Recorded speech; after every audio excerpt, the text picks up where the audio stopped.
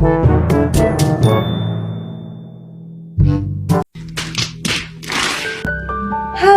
aku Grace Asia. Aku akan membahas terkait osteoporosis. Nah, udah ada yang tahu belum ya osteoporosis itu apa, patofisiologinya apa, dan cara mencegahnya gimana? Yuk kita bahas. Sebelumnya aku menggunakan referensi jurnal yang terpercaya seperti ini. Nah, dalam jurnal ini membahas osteoporosis merupakan kondisi kerusakan tulang progresif yang menyebabkan menurunnya kepadatan tulang dan kualitas tulang, sehingga tulang menjadi rapuh dan rentan patah. Jurnal ini juga menjelaskan bahwa ada dua jenis osteoporosis, yaitu primer dan sekunder. Nah, primer itu merupakan jenis yang paling umum yang biasanya terjadi pada wanita setelah menopause yang memasuki usia sekitar 45-50 tahun.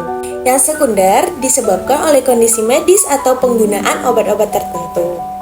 Ada 3 sel-sel tulang yang utama.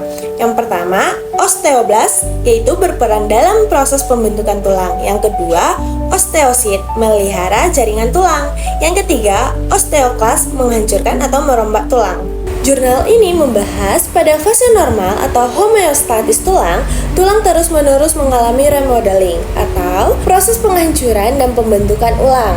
Osteoklas meresorpsi tulang lama, lalu osteoblast menggantikannya dengan tulang baru.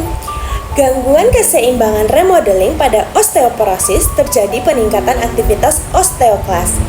Sementara itu, aktivitas osteoblast menurun atau tidak cukup untuk menggantikan tulang yang hilang. Penyebab utama ketidakseimbangan antara aktivitas osteoblast dan osteoklas di mana resorpsi lebih dominan dibandingkan pembentukan tulang. Meskipun peningkatan aktivitas osteoklas sering dianggap sebagai faktor dominan, kegagalan osteoblast dalam merespon peningkatan resorpsi juga berperan penting, terutama akibat kekurangannya jumlah sel osteoprogenitor atau gangguan pada proses proliferasi. Nah, seiring bertambahnya usia, proses pembentukan tulang menurun. Sebagian karena sel puncak di sumsum tulang cenderung berdiferensiasi menjadi adiposit atau sel lemak dibandingkan osteoblast. Di jurnal ini juga menjelaskan bahwa osteoporosis merupakan penyakit diam karena tidak menunjukkan gejala yang jelas sampai tulang mengalami fraktur.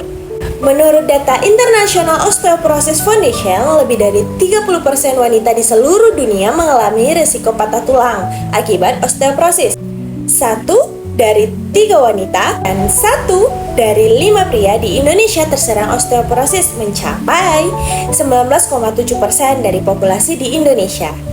Berdasarkan pengukuran bone mineral density yang ini, BMD yang diukur yakni pada tulang belakang dan pinggul. Gimana ya cara mengatasi osteoporosis?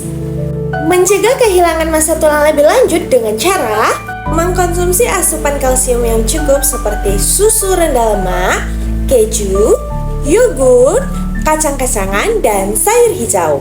Asupan vitamin D yang cukup ini bisa didapatkan dari sinar matahari pagi, ikan berlemak, telur, suplemen bila diperlukan.